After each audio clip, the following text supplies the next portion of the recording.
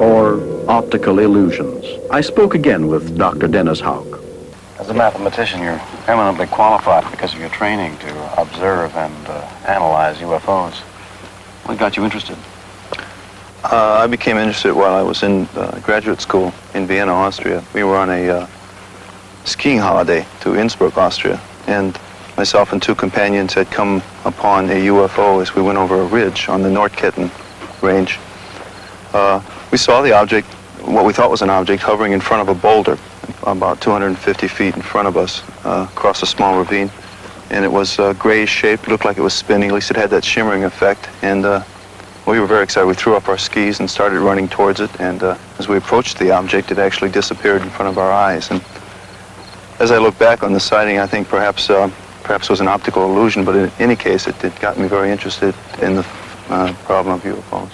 You saw what you thought was a UFO then, a flying saucer.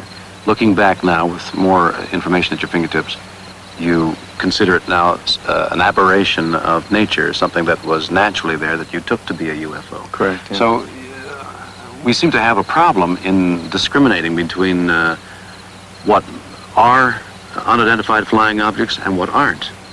It's a major problem in ufology, I think. Well, you have some pictures here that illustrate that pretty well. I think that, for example, here, number of photographs of things that, if you weren't knowledgeable, you could take to be unidentified flying objects, flying saucers, in fact. Right.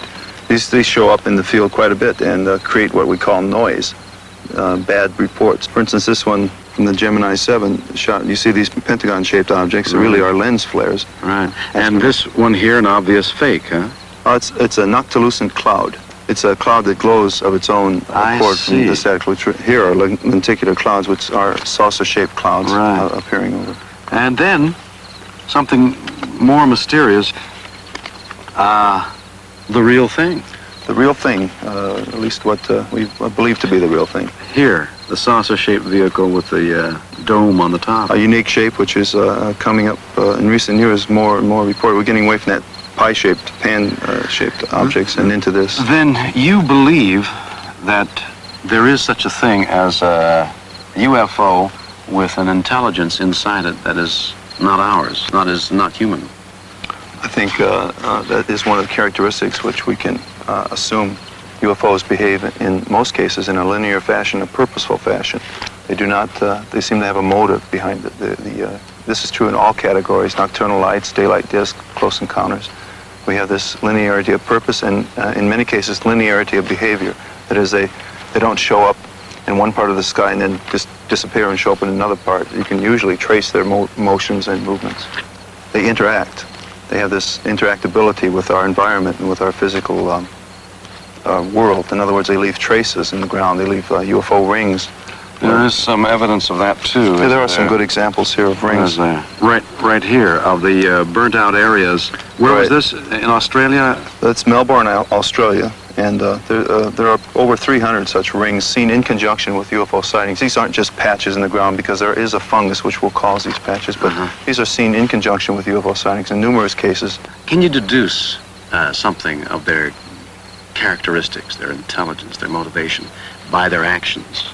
Mathematically or logically, there's not much to deduce there. We haven't had any contact, and that in itself is a hint, I think, to the motivation behind the UFO occupants, if there is such a thing, or the UFO intelligences.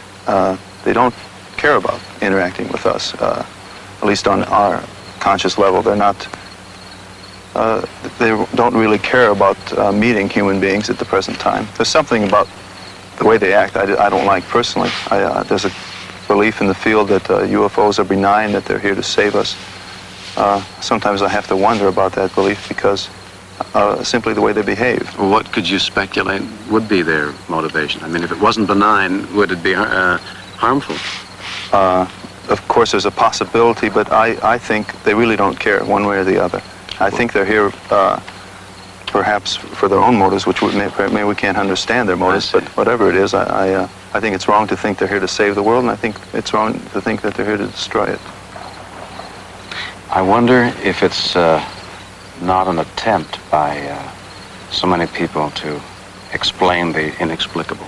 it's used that way. The very idea of UFOs is used that way. It's misused.